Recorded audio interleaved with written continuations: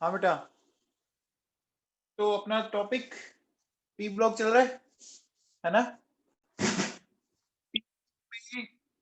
हमारी चल रही थी चेल्कोजेन फैमिली, है ना बेटा। तो चेल्कोजेन फैमिली में जो लास्ट टॉपिक है अपना वो है ओजोन, है ना बेटा। तो इस ओजोन को अपन डिस्कस करते हैं, ठीक है। तो सबसे पहले बताओ, ओजोन जो है वो क्या है। देखिए,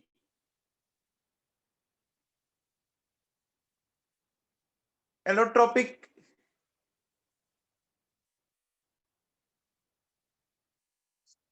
फॉर्म ऑफ ऑक्सीजन, है ना।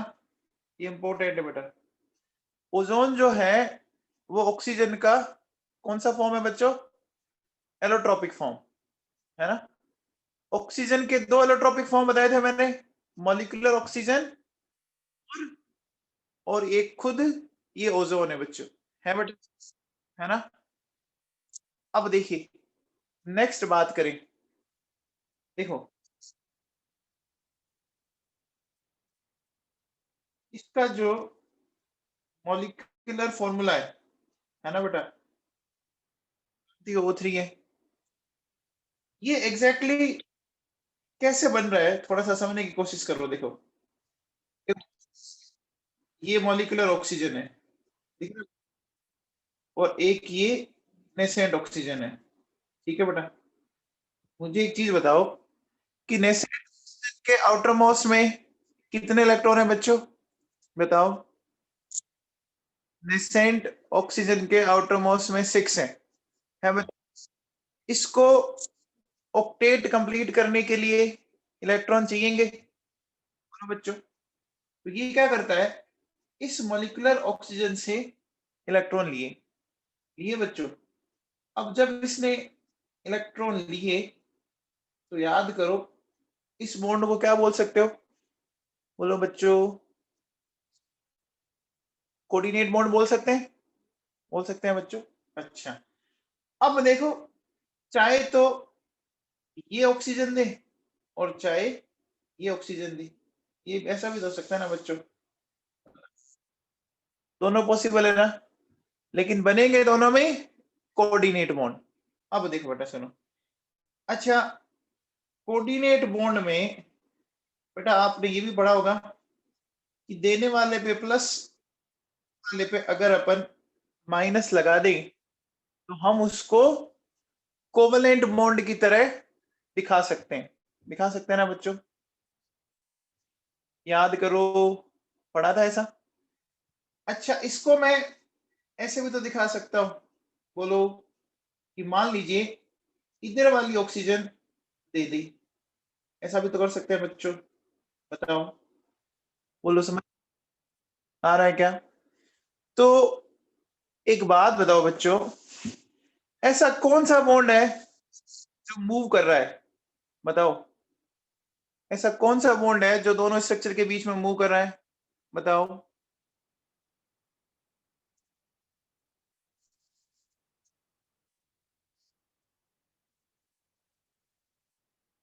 बोलो बच्चों, पाई बॉन्ड ना भाई।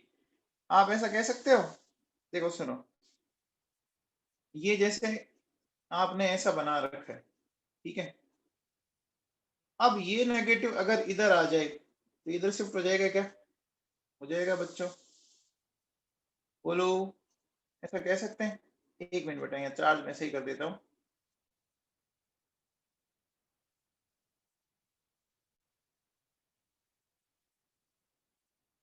देखिए, जब ये इधर आ गया तो ऐसा बन सकता है, बन सकता है। तो मुझे, अगर आपको ऑक्सीजन ऑक्सीजन बॉन्ड ऑर्डर निकालना हो तो सिग्मा बॉन्ड तो हमेशा है। एक पाई बॉन्ड कितनों के बीच में गया बच्चों?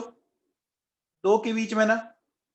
तो बताओ, बॉन्ड ऑर्डर क्या आया जो? बताओ, 3/2 आ गया। आ गया क्या बच्चों? समझ में आ गई बात?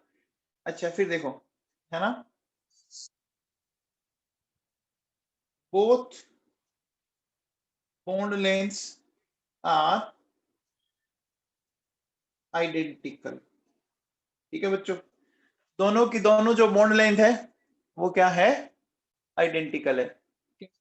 बच्चों अरे इसकी स्ट्रक्चर समझ में आई कि बच्चों, स्ट्रक्चर से रिलेटेड क्वेश्चन आता है, स्ट्रक्चर से रिलेटेड क्वेश्चन आता है। क्लियर हो गया बच्चों, बोलो, आगे चलते हैं बच्चों। अब देखो बेटा सुनो, अब अपन क्या बोलेंगे, देखो बच्चों, it is formed by atmospheric oxygen in the presence of sunlight, है ना। ये कब बनती है बच्चों, सनलाइट की प्रेजेंस में बनती है ना। It is found by atmospheric oxygen in the presence of sunlight, है ना, at a height of 20 kilometre from earth surface, है ना। अर्थ की सरफेस से ये लगभग बच्चों 20 किलोमीटर की हाइट पर बनती है, ठीक है ना। अच्छा फिर देखो बेटा सुनो, next, in laboratory it is prepared by oxygen in ozonizer apparatus, ठीक है बच्चों। किसमें बनाते हैं बच्चों, कौन से apparatus में बनाते हैं, ओजोनाइजर। अब देखो बेटा सुनो, कैसे बनाते हैं, थोड़ा सा समझने की कोशिश करो इसको। देखो होता क्या है बच्चों, सबसे पहले ये हमारे पास ऑक्सीजन है, ठीक है, तो मैंने इसको तोड़ा, ठीक है बच्चों। एक बात बताओ बच्चों, ये मैंने इसको तोड़ दिया, मुझे एक चीज समझाओ, अगर किसी भी को तोड़ना है तो एनर्जी क्या करनी पड़ेगी, बोलो बच्चों, देनी पड़ेगी। कैसा प्रोसेस होगा, कैसा प्रोसेस होगा, एंडोथर्मिक होगा ना, एंडोथर्मिक होगा। तो देखो हमें यहाँ पर बच्चों एनर्जी देनी पड़ी। अब क्या होगा, जैसे ही ऑक्सीजन के एटम बने, क्या होगा कि जो ऑक्सीजन के मॉलिक्यूल है वो इनके साथ कंबाइंड होकर इस तरह से बना देंगे बच्चों। तो समझ में आया, बोलो बच्चों, अरे बात समझ में आई। अब देखिए यहाँ ओवरऑल कितनी नेसेंट ऑक्सीजन बनी, 2 बनी ना। तो मैं यहाँ पे क्या कर देता हूँ, इसको इस तरह से ले सकता हूँ बच्चों। अब बताओ, अगर मैं इन दोनों इक्वेशंस को जोड़ दूं तो क्या बन जाएगा बताओ, CO2 से क्या मिल गया, 2O3 बन गया बच्चों, ठीक है ना। ये वाली रिएक्शन आपकी आ गई, ये समझ में आया बच्चों।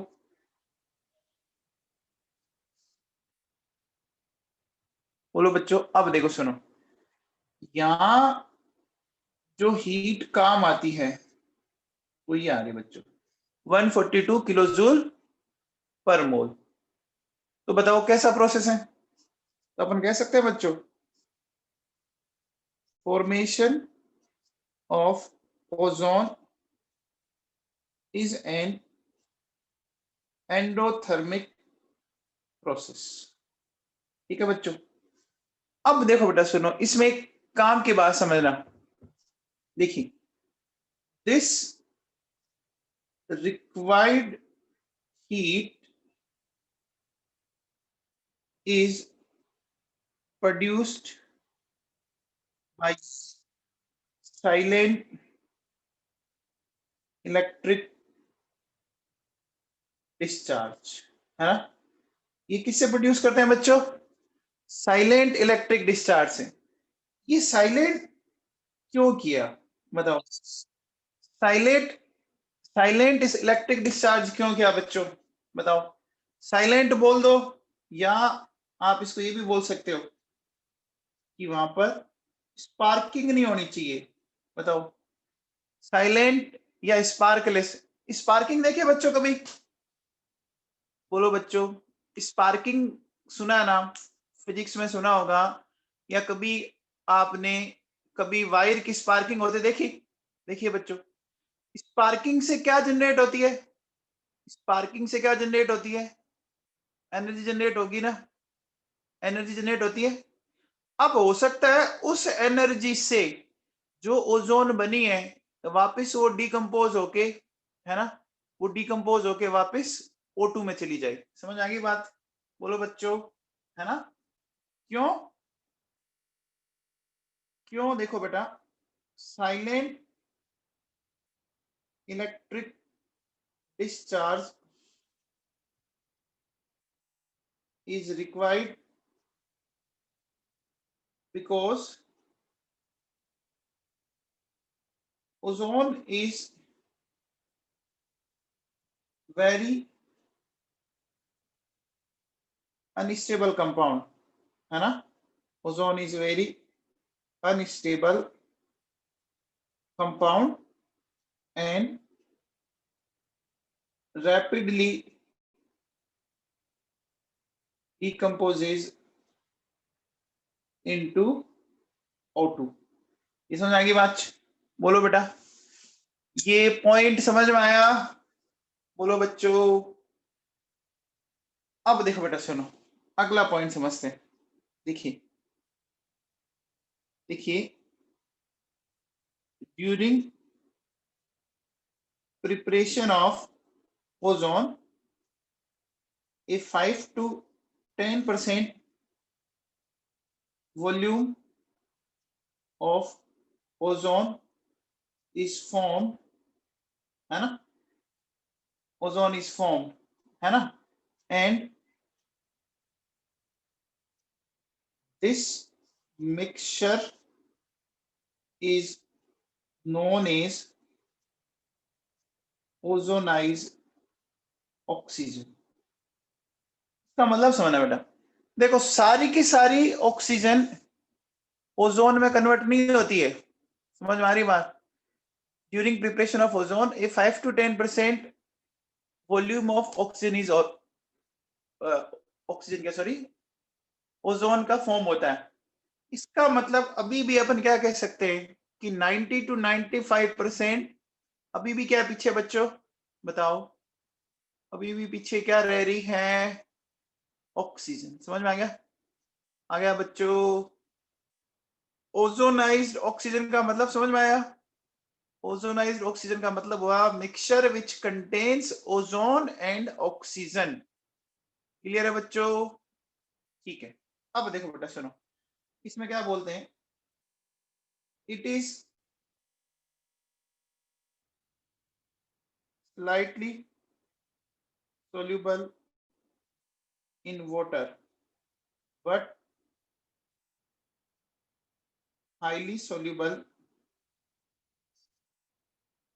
in turpentine oil। ये ध्यान रखना, टर्पेंटाइन ऑयल नाम सुना है क्या कभी? तारपीन का तेल, है ना? तो टर्पेंटाइन ऑयल में बच्चों ये बहुत ज्यादा सोल्यूबल होती है, ठीक है ना बेटा? और किसमें? हाँ, वेरी गुड आशुतोष गौतम, बहुत बढ़िया। लास्ट ईयर आपको बेटा एक क्वेश्चन करवाया था। हाँ वेरी गुड, ये वही है बच्चों, ठीक है। अब देखो बेटा, सुनो, अगर है ना अपन थर्मोडायनेमिक, है ना, स्टेबिलिटी चेक करें, तो थर्मोडायनेमिक स्टेबिलिटी बच्चों O2 की ओजोन से बहुत बहुत ज्यादा है। कैसे एक्सप्लेन करेंगे बच्चों? समझना, मुझे एक बात बताओ। देखो बच्चों, ऑक्सीजन से ओजोन का फॉर्मेशन कैसा प्रोसेस है? बताओ। Very good. ऑक्सीजन से ओजोन का फॉर्मेशन कैसा प्रोसेस है बच्चों? एंडोथर्मिक। अब मैं बेटा उल्टा बोलता हूं, 2 ओजोन से 3 O2। ये कैसा प्रोसेस हो गया बताओ बच्चों? ये एक्सोथर्मिक हो गया ना? हो गया बच्चों? इसका मतलब अब डेल्टा एच आएगा -142 किलोजूल पर मोल। कंफर्म है बच्चों? एक्सोथर्मिक होगा बच्चों। आगे बात को और बढ़ाते हैं। बताओ, इधर बच्चों 2 मोल है और इधर 3 मोल है, तो मुझे एक बात बताओ, नंबर ऑफ गैस मोल क्या हो रहे हैं? बोलो बच्चों, गैस के मोल क्या हो रहे हैं? बढ़ रहे हैं। तो मुझे बताओ, एक एंट्रोपी फैक्टर है, वो कैसा आया? वो पॉजिटिव आया क्या?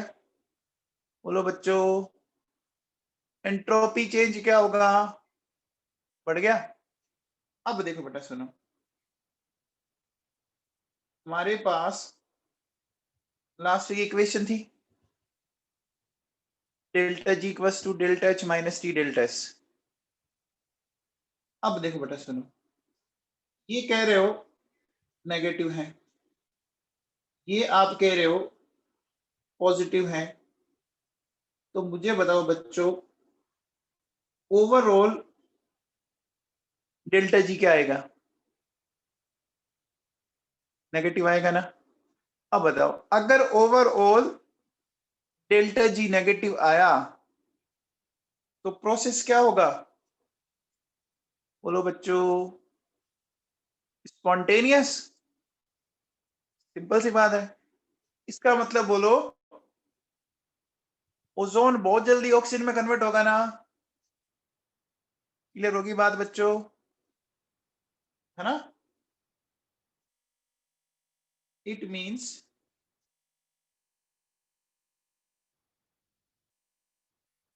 decomposition of ozone is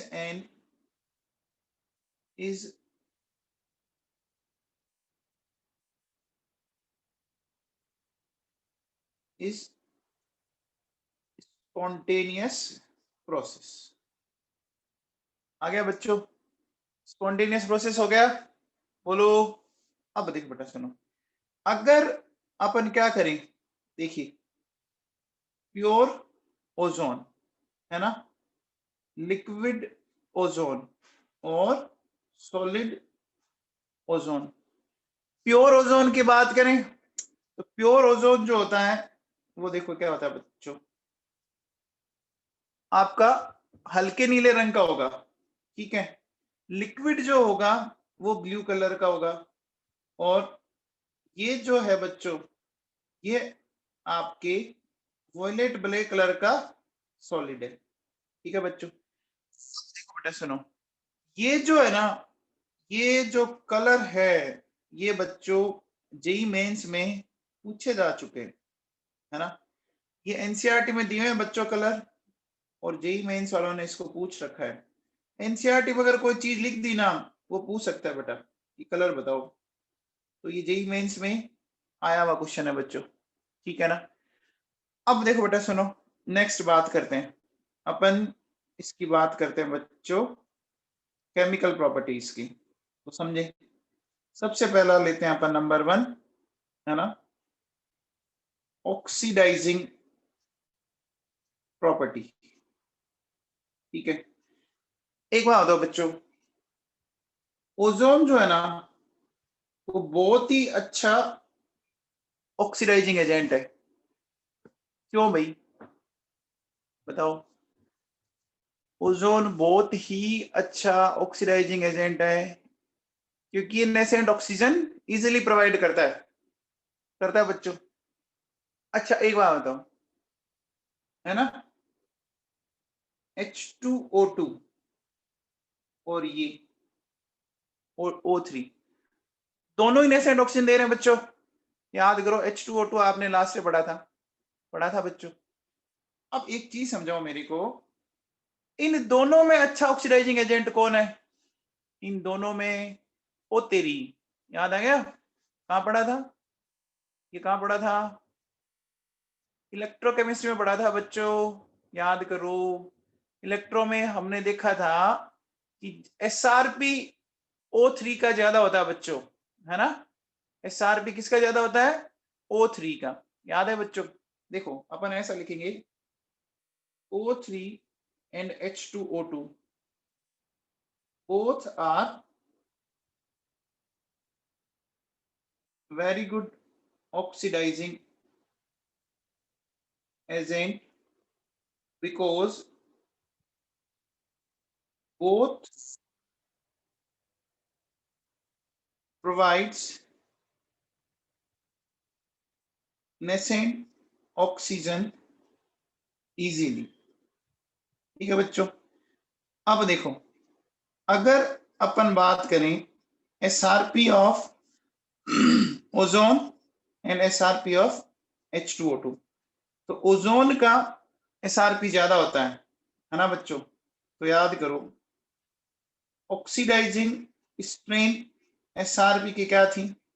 directly proportional थी। याद है क्या? अपना प्रायोग के डायरेक्टली प्रोपोर्शनल। याद आ गया बच्चों? बोलो। ठीक है बेटा।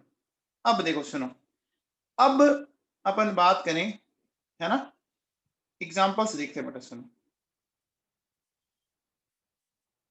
देखो बच्चों, मुझे एक बात बताओ। देखो ये पहला एग्जांपल लेते हैं अपन, है ना। ये PbS को PbSO4 में ऑक्सीडाइज करता है। ध्यान से समझना। देखो बेटा, ये ओजोन है, ये उसको इसने ऐसे कन्वर्ट किया, ठीक है। ये PbS है, ठीक बच्चों, इसको इसने कन्वर्ट कर दिया PbSO4 में। एक बात बताओ बच्चों, ये PbS वाला पॉइंट कहीं पढ़ा था कि इससे पहले भी? PbS वाला पॉइंट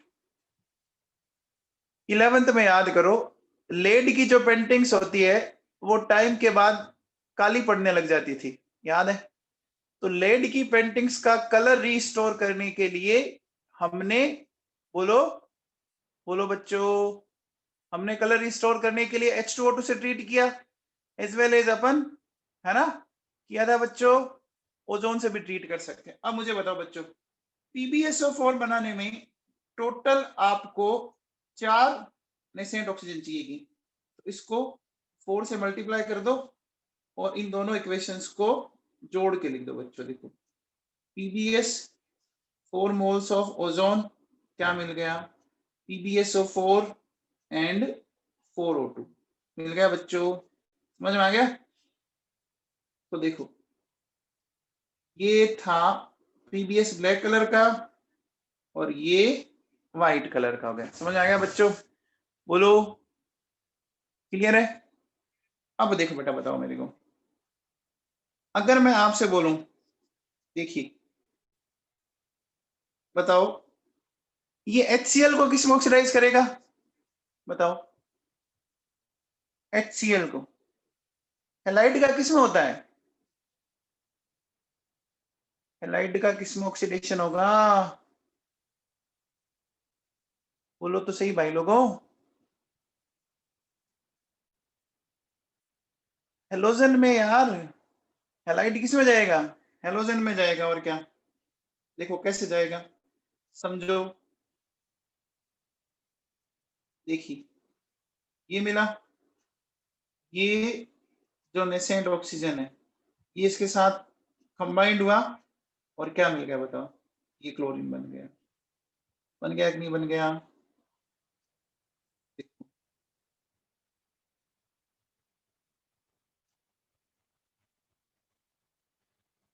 ये हो गया बच्चों, ठीक है। अब देखो बेटा, सुनो, मुझे बताओ, नेक्स्ट बात करते हैं अपन। नेक्स्ट मैं लेता हूं फेरस सल्फेट, है ना। ये फेरस सल्फेट को कन्वर्ट करेगा फेरिक सल्फेट में, है ना। देखो बच्चों बताओ, ओजोन गया इसमें, ठीक है, ये फेरस सल्फेट है और ये फेरिक सल्फेट है। एक बार बताओ बच्चों, जहां जहां FeSO4 वहां कौन? Very good Ashutosh, Gautam. जहां जहां फेरस सल्फेट वहां H2SO4। याद आ गया? अब देखो बेटा क्या करोगे इसमें, ध्यान दीजिए। हमें यहाँ पर H2SO4 और एक ऑक्सीजन।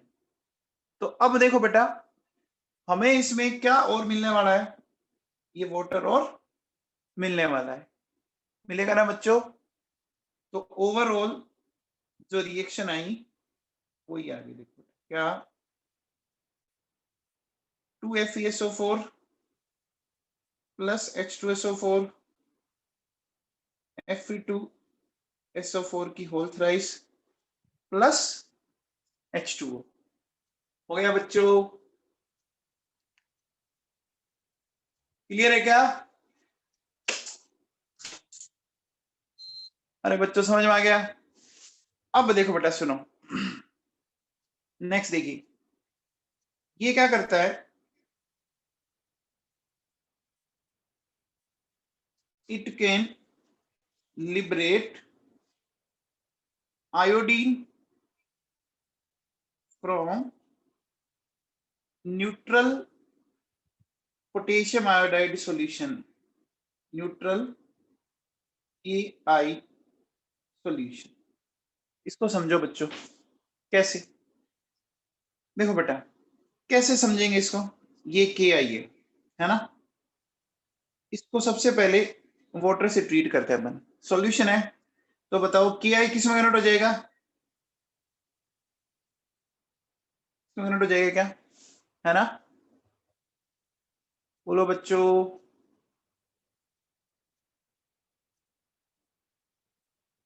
हो जाएगा,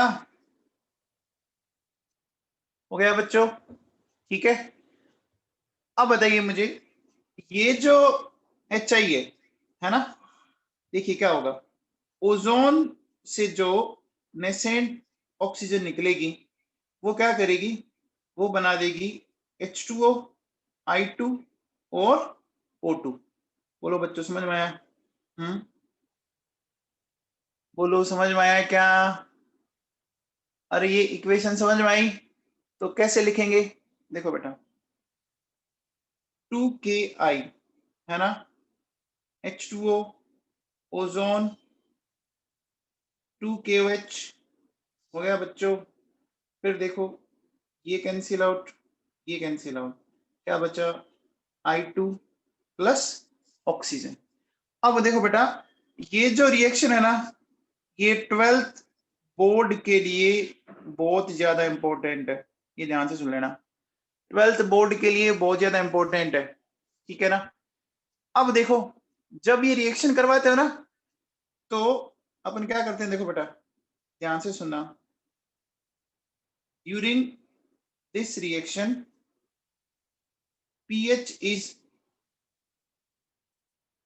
regulated by using borate buffer. बच्चों बोरेक्स बफर पढ़ा था आपने लास्ट ईयर, बोलो बच्चों बोरेक्स बफर पढ़ा था क्या, पढ़ा था बच्चों? याद करो, P ब्लॉक में आया था। अब देखो बेटा अब क्या करेंगे, जो ये रिलीज ऑक्सीजन है, रिलीज सॉरी ऑक्सीजन क्या, आयोडीन,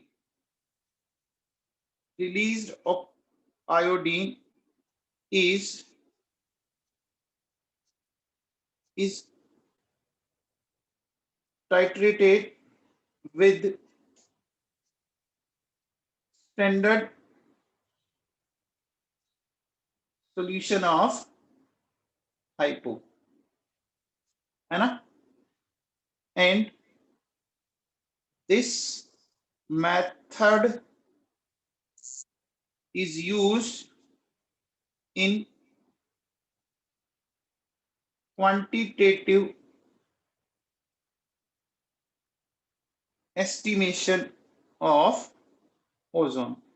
क्वेश्चन ये आता है बच्चों कि ओजोन के क्वांटिटेटिव एस्टिमेशन कैसे किया जाता है। एग्जाम में जो 12th में क्वेश्चन आता है वो ये पूछता है कि ओजोन का क्वांटिटेटिव एस्टिमेशन कैसे करोगे। तो कैसे करेंगे, देखो सबसे पहले हम क्या करेंगे बच्चों, हमने ओजोन को ट्रीट किया Ki के साथ, तो Ki से क्या जनरेट हुई, आयोडीन जनरेट हुआ।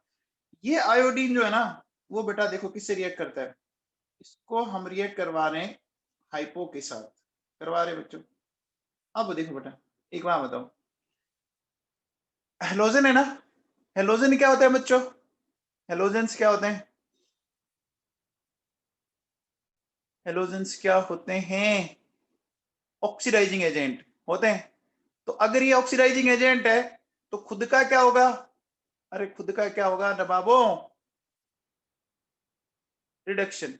तो आयोडीन के रिडक्शन से क्या बनेगा, आयोडीन के रिडक्शन से क्या बनता है, आयोडाइडाइन, आयोडाइडाइन बनेगा।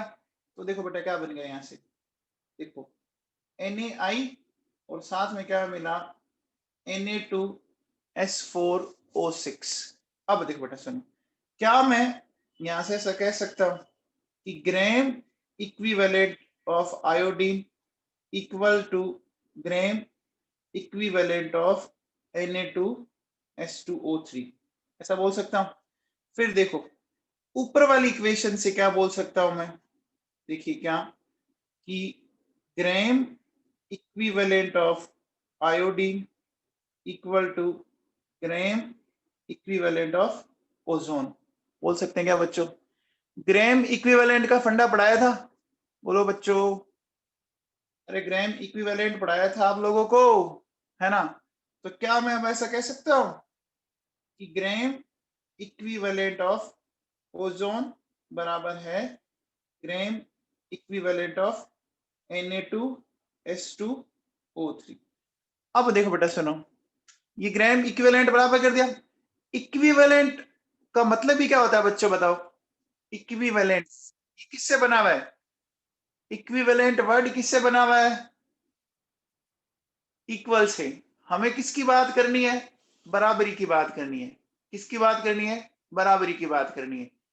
तो मुझे क्या बताओ, ये जो मैंने इक्वेशंस लिखी है, ग्राम इक्विवेलेंट ऑफ I2 बराबर ग्राम इक्विवेलेंट ऑफ Na2S2O3, ये तो कर सकते हैं ना, याद करो, ये इस रिएक्शन में पार्टिसिपेट कर रहे हैं बेटा, ठीक है। और ऊपर वाली रिएक्शन में देखो ओजोन पार्टिसिपेट कर रहा है और आयोडीन पार्टिसिपेट कर रहा है, कर रहा है कि नहीं कर रहा है। तो अब बताओ दोनों में ये कॉमन आ रही चीजें, तो बताओ इनको मैं आपस में बराबर कर सकता हूं ना, कर सकता हूं बच्चों, बोलो। तो मुझे एक बात बताओ, आपने हाइपो का कैसा सॉल्यूशन कहां में लिया बच्चों, Na2S2O3 का, Na2S2O3 का कैसा सॉल्यूशन कहां में लिया आपने, अरे कैसा सॉल्यूशन, स्टैंडर्ड। स्टैंडर्ड का मतलब जानते हैं क्या, स्टैंडर्ड का मतलब जानते हैं क्या, जिसकी कॉन्सेंट्रेशन आपको पता हो। तो देखो आपको इसकी नॉर्मेलिटी पता होगी, है ना, आपको इसकी नॉर्मेलिटी पता होगी या मोलरिटी जो भी है पता होगी, और जितना वॉल्यूम काम आया उसको रख के अपन फाइंड आउट कर सकते हैं बच्चों। समझ में आ गया बेटा, ये क्वेश्चन आता है, ध्यान से सुन लेना, ये एग्जाम में क्वेश्चन आता है 12th बोर्ड में, ठीक है ना। 2 मार्क्स का क्वेश्चन कई बार आ चुका है ये, सबको क्लियर है क्या, बोलो बच्चों सबको क्लियर है क्या। अब देखो बेटा एक बात बताओ, अगर मुझे मान लो, मैं देखो क्या कर सकता है, ये हो गया डी। अब देखिए बेटा सुनो, ओजोन और किन का कर सकता है, देखो बेटा मेरे पास है K4FeCN6 है बेटा, बताओ K4FeCN6 को ओजोन किस में ऑक्सीडाइज कर सकता है, बताओ, सोच के बताओ, बहुत सिंपल है, बोलो बच्चों।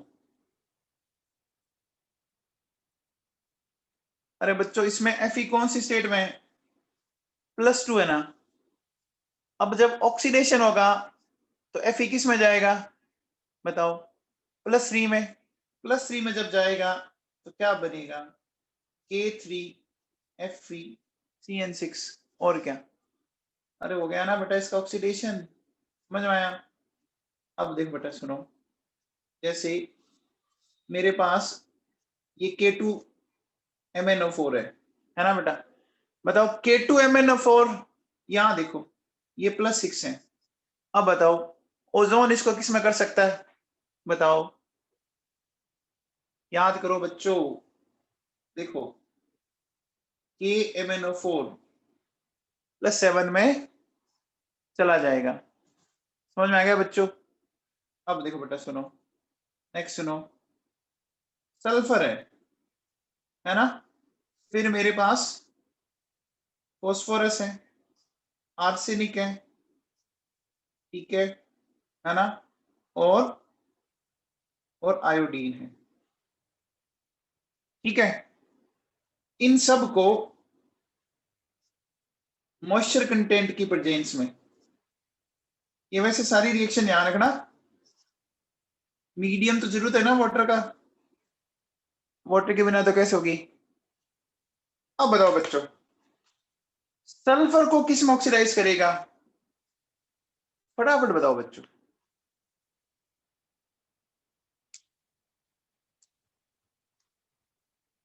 बोलो। सल्फर का मोस्ट कॉमन ऑक्सी एसिड कौन है बच्चों? बताओ।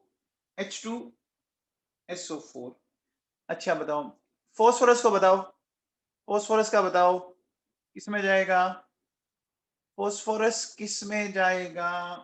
देखो बेटा, बहुत कॉमन सी बात है कि जो इनके मोस्ट कॉमन ऑक्सी एसिड है ना उसमें भेज दो आप, क्योंकि वाटर लिया है तो जो ऑक्साइड बनेगा वो कन्वर्ट हो जाएगा।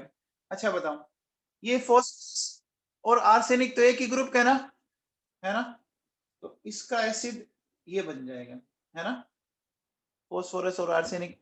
अच्छा आयोडीन का बताओ बच्चों, आयोडीन का बताओ आप तो, आयोडीन का बताओ, कौन बताएगा? वेरी गुड, बहुत बढ़िया, वेल डन। HiO3 याद आ गया क्या? अरे आयोडीन का most common oxy acid iodic acid था, है ना बच्चों? याद आ गया? ठीक है।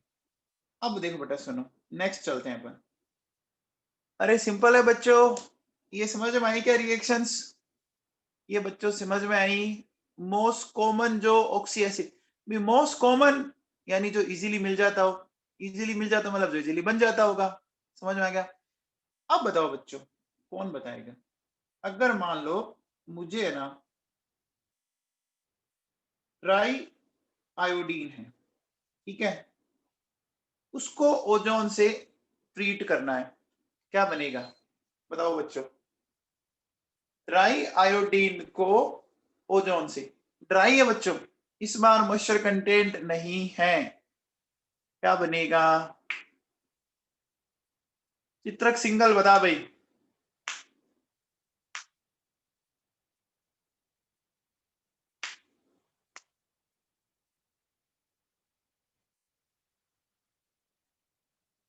देखो बेटा, ये बनेगा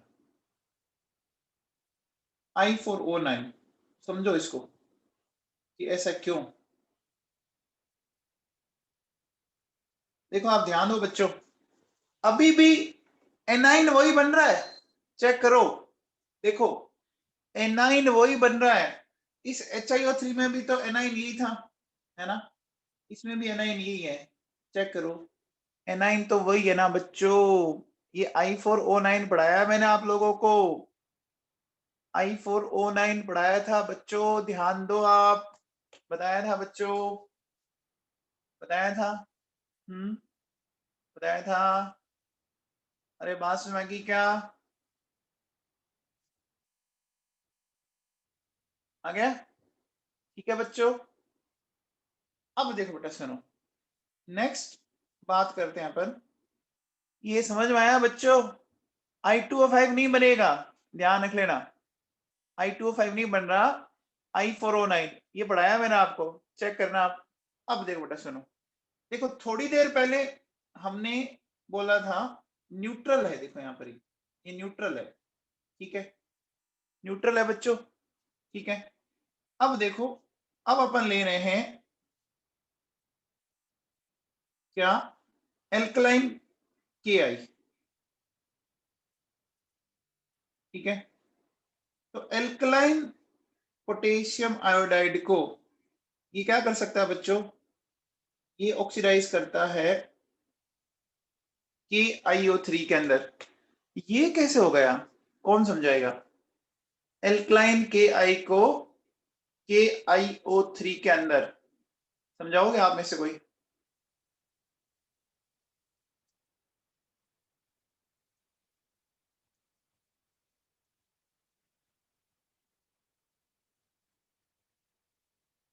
देखो बच्चों, थोड़ा सा पीछे याद करो। पहले क्या होगा? KI से बन जाएगा I2, याद आया? अब बच्चों आप है ना थोड़ा सा हेलोजन में चलो, है ना। हेलोजन में आपको देखो कुछ दिख रहा है, कुछ दिखा? कुछ दिखा क्या? Cl2 किस में जा रहा है? बोलो बच्चों, Cl2 किस में जा रहा है? अरे NaCl एंड NaClO3। तो अब सोचो Cl2 की जगह अगर I2 होता तो क्या होता? बताओ बच्चों, Cl2 की जगह अगर I2 होता तो बस, समझ में आ गया क्या बच्चों? अरे फंडा समझ में आया? ऐसा क्यों कर रहे हैं बच्चों? समझने पे ध्यान दो, रट नहीं पाओगे इतनी सारी रिएक्शंस। समझ में आई बात? देखो पहले क्या हुआ होगा कि जो आपका KI था वो किस में गया होगा? वो I2 में गया होगा, है ना बेटा। अब वो जो I2 है वो फिर आगे किस में गया होगा? बताओ, बेसिक मीडियम में आपका किस में जाएगा? याद करो, HiO3। और बेस अगर होगा तो KiO3 बन जाएगा। अरे समझ में आया या नहीं आया भाई लोगों? आ गया क्या? आ गया? ठीक है। तो देखो बेटा सुनो, क्या हो गया? KI 3 मोल ओजोन है सपोज, तो क्या मिल जाएगा? KiO3 and 3O2। और KI मान लीजिए 4 मोल ओजोन है, क्या मिल जाएगा? KiO4, है ना, और 4O2। ध्यान रखना ये भी रिएक्शन होती है, और ये दोनों की दोनों रिएक्शन बच्चों IIT जेई में आ चुकी है। दोनों की दोनों रिएक्शन IIT जेई में आई हुई है। हाँ जी, साक्षी आचार्य, उदिता जोशी, क्या हो गया बेटा? मुझे एक बात बता, KI से क्या बनेगा? अरे KI से क्या बनेगा? पहले ऑक्सीजन से ऑक्सीडेशन होगा, पहले ओजोन ने इसका ऑक्सीडेशन किया I2 के अंदर। अब क्या होगा? बेसिक मीडियम में ये किस में जाएगा? KI एंड KiO3 के अंदर जाएगा कि नहीं जाएगा? ये जो KI बना ये तो वापस इस रिएक्शन में जाता जाएगा, जाएगा कि नहीं जाएगा? समझ में आया मुदीता? चलो बच्चों, ठीक है, हो गया बच्चों?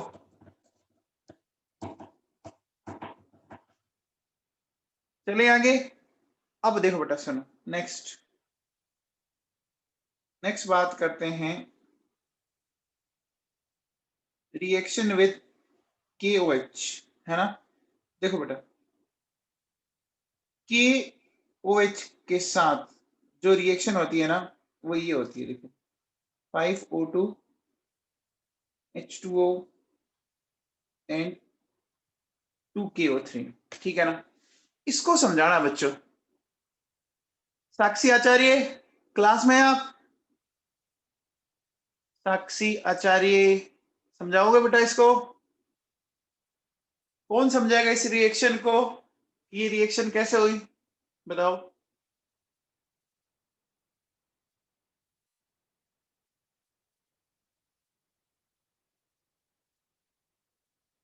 वो एक्सप्लेन करेगा बच्चों? कोई एक्सप्लेन करेगा क्या? ये रिएक्शन कैसे हुई?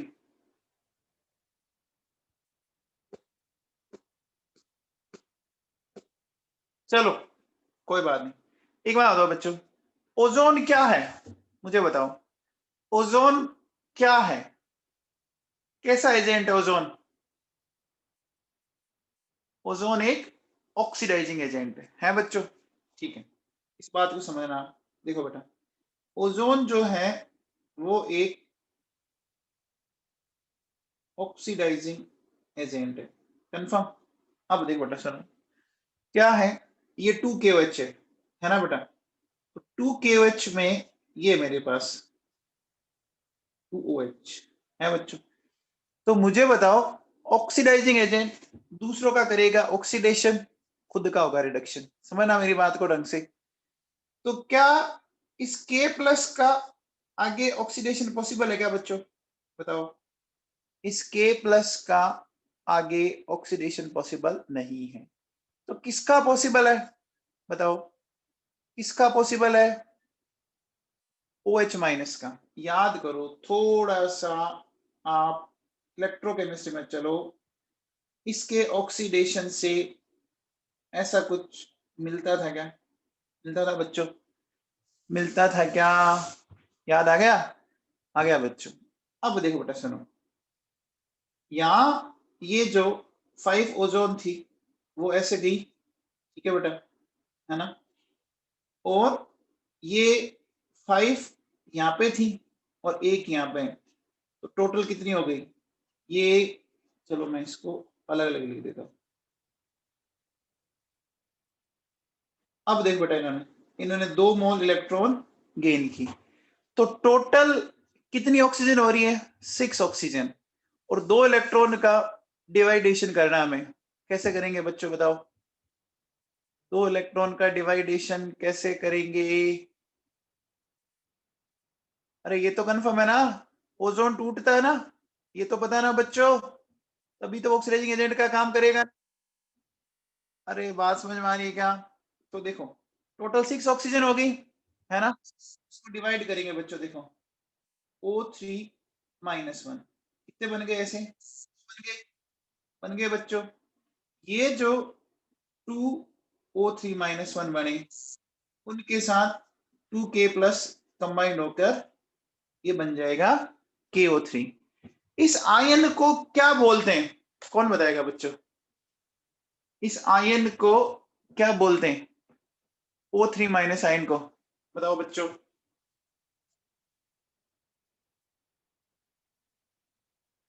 वेरी गुड, ये ओजोन आयोडाइन है, ओजोन आयोडाइन है। बहुत अच्छा बच्चों। देखो ये जो है ना,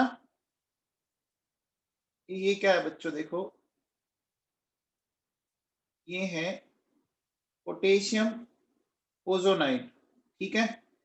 अब देखो बेटा सुनो, ये क्या है? ये बच्चों ऑरेंज रेड कलर सॉलिड है ना? जो बच्चों पैरामैग्नेटिक नेचर का होता है। किस नेचर का होता है? पैरामैग्नेटिक। देखो एक बड़ी खास बात है, देखो ओजोन है डायामैग्नेटिक, ठीक है ना? ओजोन डायामैग्नेटिक है, लेकिन जैसे ही इसमें इलेक्ट्रॉन जुड़ा, तो जो ओजोनाइड आयन बनाना, वो क्या है? वो है पैरामैग्नेटिक, ठीक है ना? वो क्या है? पैरामैग्नेटिक। देखो इसमें कितने इलेक्ट्रॉन हुए बच्चों? 24 इलेक्ट्रॉन। और इसमें कितने हो गए? 25 इलेक्ट्रॉन हो गई। आप बताओ, इलेक्ट्रॉन किस में आ गए? इलेक्ट्रॉन किस में आ गए? ओजोनाइड आयन में ओड नंबर में आ गए ना? और ओड नंबर में बच्चों जब भी इलेक्ट्रॉन आते हैं तो वो पैरामैग्नेटिक होता है बच्चों। ये बात समझ आई? पैरामैग्नेटिक होता है। आगे क्या समझ में? कंफर्म है बच्चों? बोलो बेटा, क्लियर है? ठीक है। अब देखिए बेटा सुनिए, नेक्स्ट बात करते हैं अपन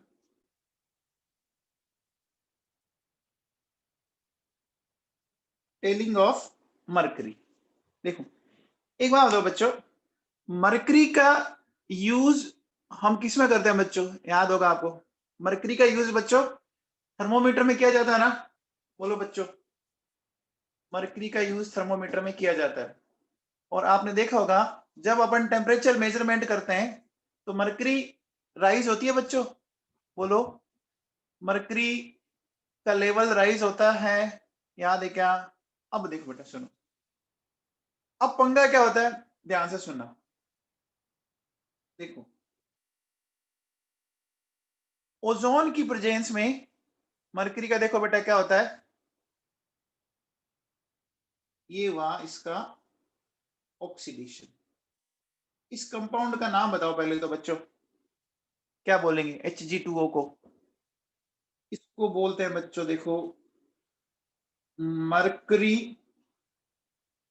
सब ऑक्साइड। ये बच्चों सब कब लगता है, प्रीफिक्स,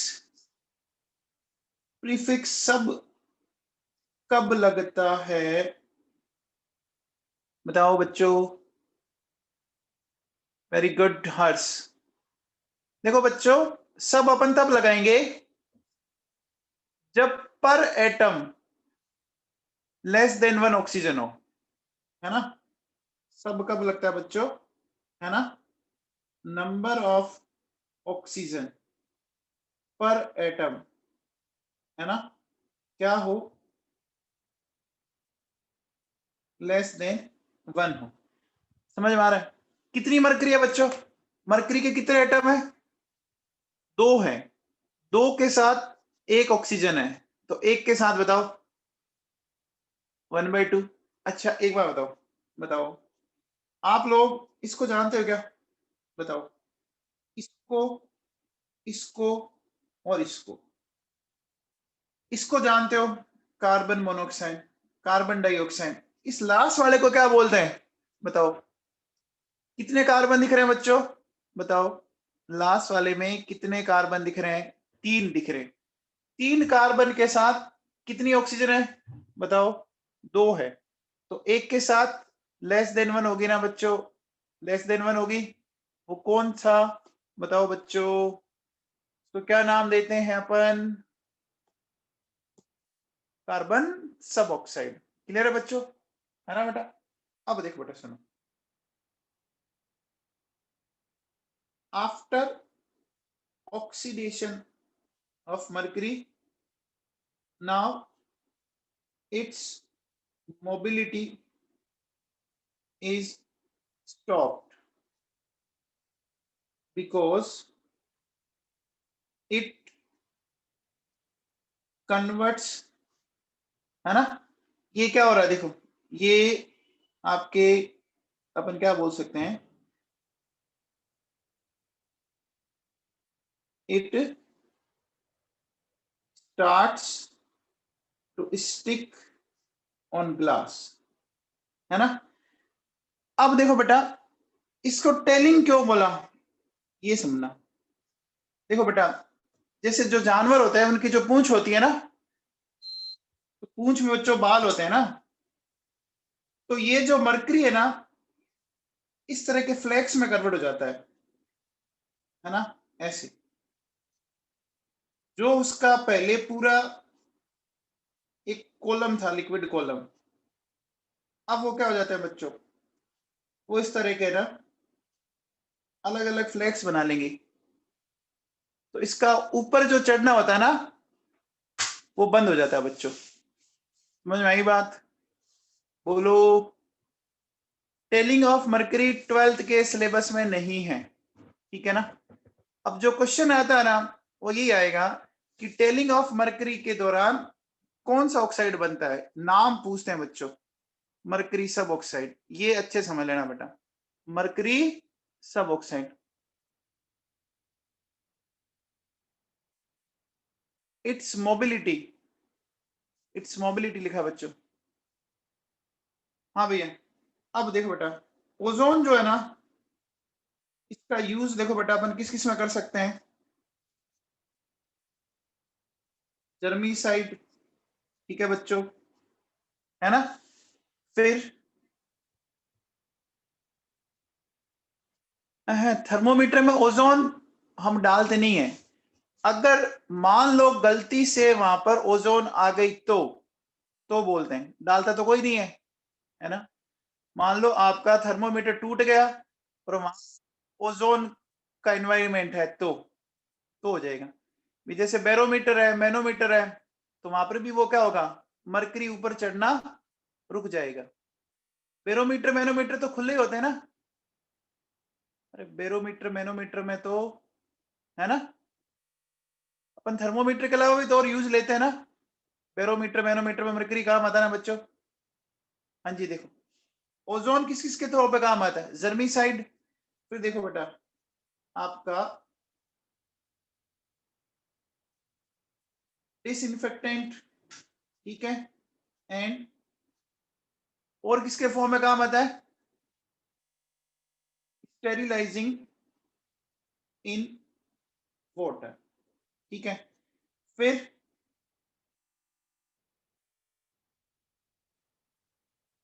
ब्लीचिंग एजेंट, बताओ ओजोन का जो ब्लीचिंग एक्शन होगा बच्चों वो किस कारण होगा, कौन बताएगा। ओजोन का ब्लीचिंग एक्शन ऑक्सीडेशन के कारण होगा। देखो बेटा होगा बच्चों, coloured object plus oxygen colourless. बताओ बच्चों रिडक्शन के कारण किसका हुआ था, बताओ SO2 का। और वो कैसा था, परमानेंट था या टेम्परेरी था, बोलो बच्चों। वो टेम्परेरी था, है ना, याद आ गया बच्चों। चलो तो बेटा देखो ये आपकी ऑक्सीजन फैमिली भी हो गई बच्चों, ठीक है ना। अब अपन चलते हैं बच्चों नेक्स्ट नाइट्रोजन फैमिली के अंदर। तो जो आपकी इस चैप्टर की लास्ट फैमिली है बच्चों,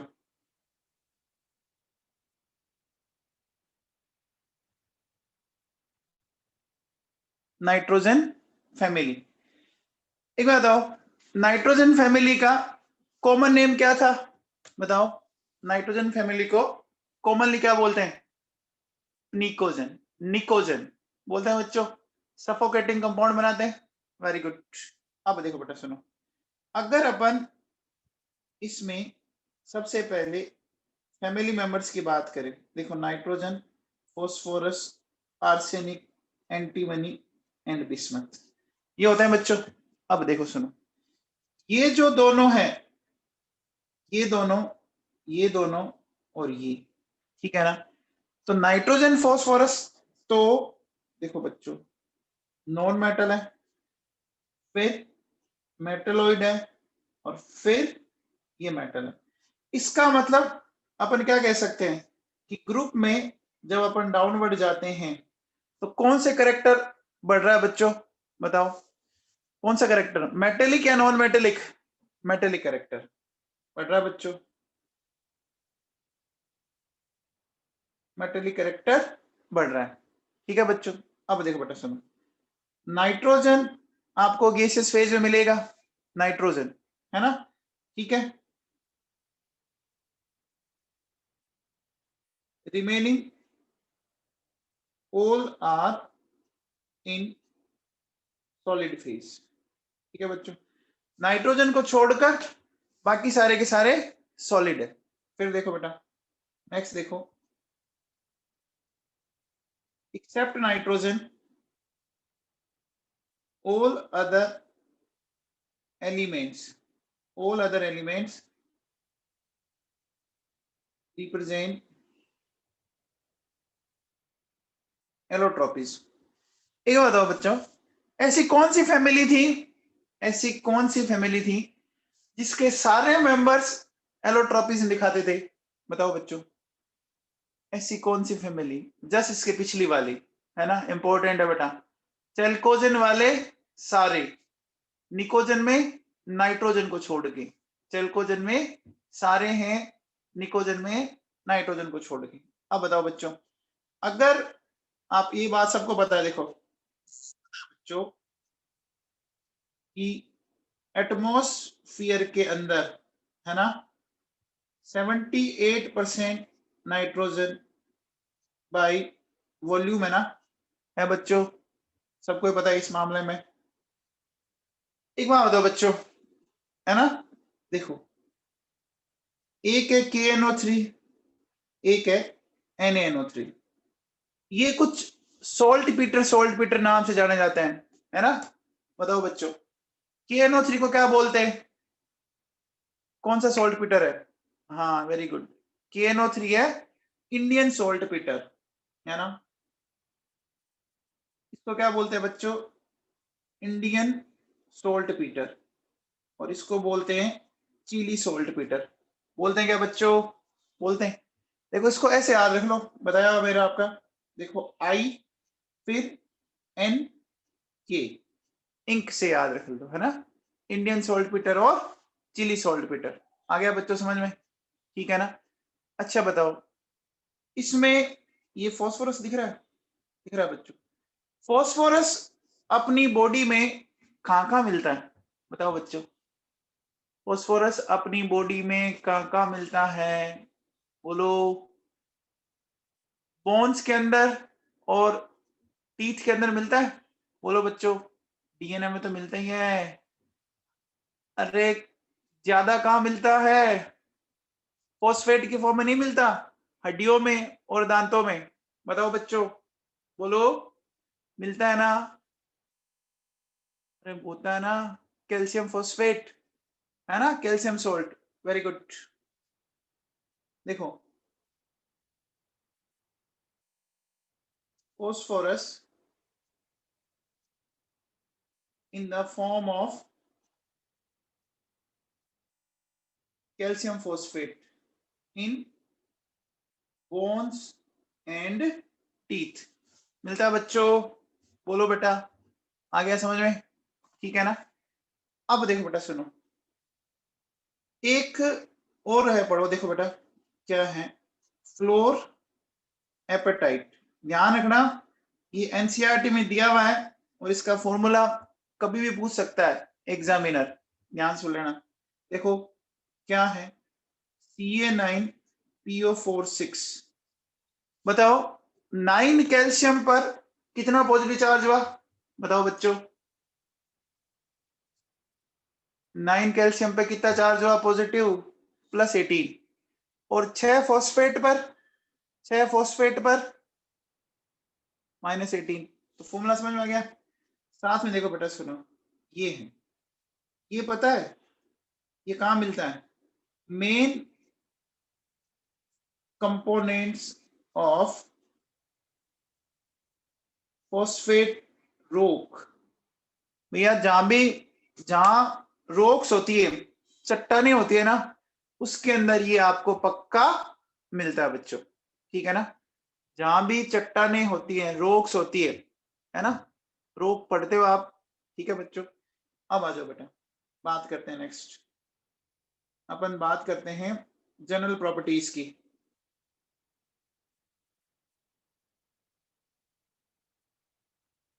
सबसे पहले जनरल इलेक्ट्रॉनिक कॉन्फ़िगरेशन। बताओ बच्चों, बताओ जनरल इलेक्ट्रॉनिक कॉन्फ़िगरेशन क्या है? NH2 NP3। Very good Priyanshi Arora. होता है बच्चों NH2 NP3, है ना।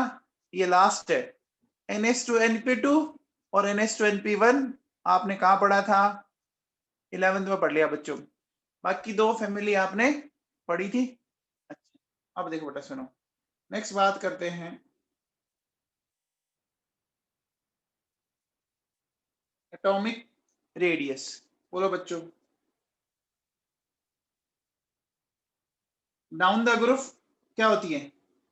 इंक्रीज करती है। एक बात बताओ बच्चों, जैसे जैसे अपन नीचे जाते हैं, है ना बेटा, नीचे जाने पर जो डिफरेंस है ना, वो क्या होता जाता है बच्चों? जो दो सक्सेसिव एलिमेंट्स के बीच में जो डिफरेंस है वो क्या होता जाता है? कम होता जाता है। याद है क्या? कम होता जाता है बच्चों। देखो 1 से 2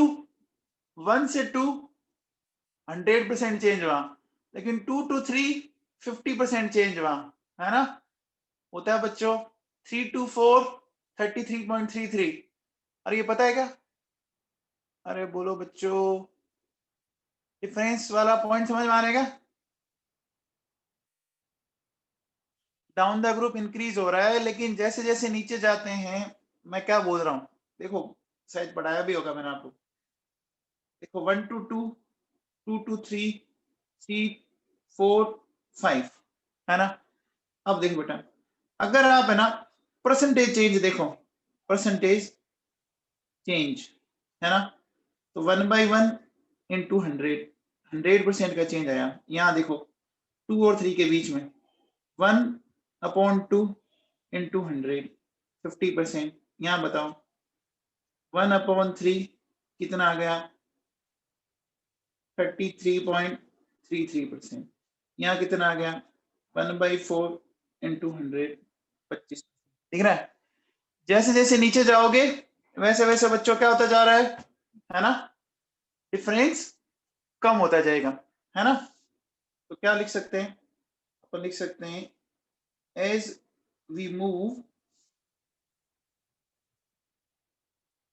downward, difference in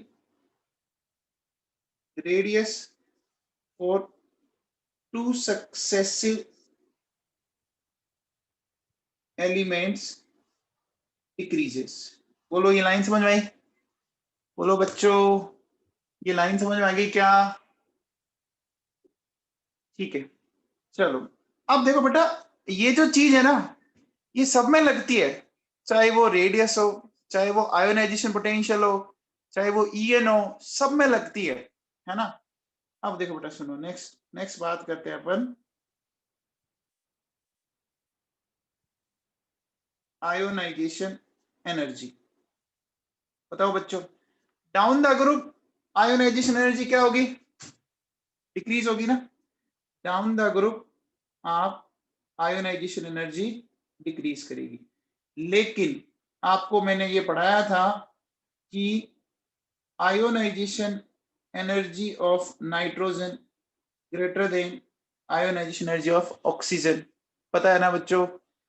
ionisation energy of phosphorus greater than sulphur. ये आपने शायद पिछली में अपन ने डिस्कस कर लिया था। Very good. देखो बच्चों, इनका क्या है? स्टेबल हाफ फिल्ड कॉन्फ़िगरेशन है बच्चों।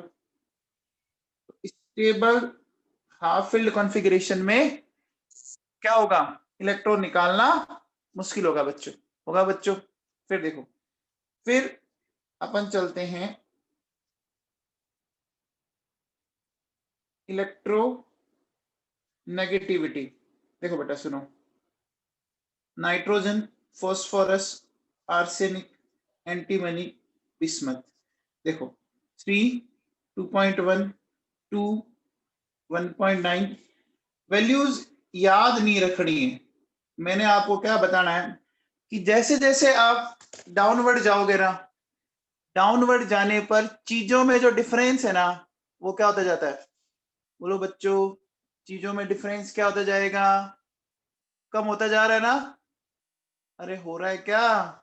देखो, पहले डिफरेंस देखो 3 से 2.1, फिर देखो डिफरेंस कम, और लास्ट में जाते जाते तो क्या हो गया?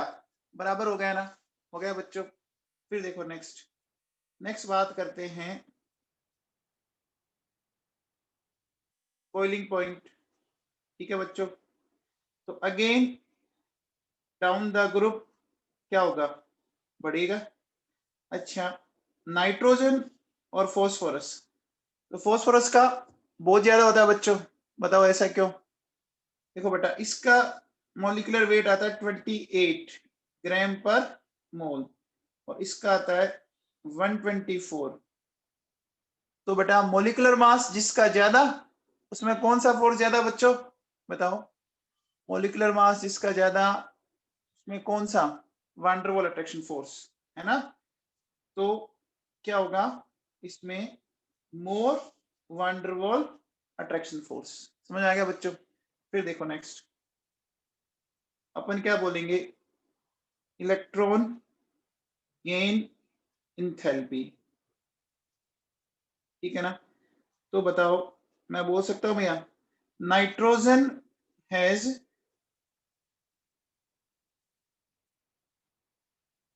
Positive electron gain enthalpy. बताओ बच्चों ऐसा क्यों? Nitrogen has positive electron gain enthalpy. अगर आपको नाइट्रोजन में इलेक्ट्रॉन जोड़ना है तो एनर्जी देनी पड़ेगी। क्यों देनी पड़ेगी? क्योंकि इसका कॉन्फ़िगरेशन स्टेबल है, हाफ फील्ड ऑर्बिटल है ना। क्यों देनी पड़ेगी?